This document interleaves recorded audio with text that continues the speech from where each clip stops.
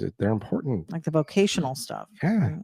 We were just talking about that, Yeah. where there's, holy cow, where are our next electricians and our next, I hate not going to use the word common, but just these technical jobs that our needs. Who's going to do that? Plumbers and Right. electricians and, people that can weld something or build, fix something. We've become such a throwaway society that, but there's still things that have to be fixed. Right. And, what are we going to do? We need people. We've got to, I think it's an investment.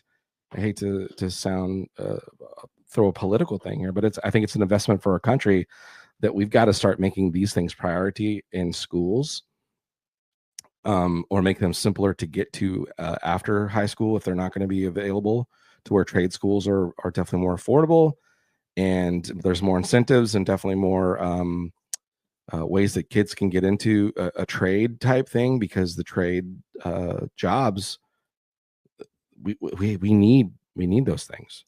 I'm wondering. I wish I would have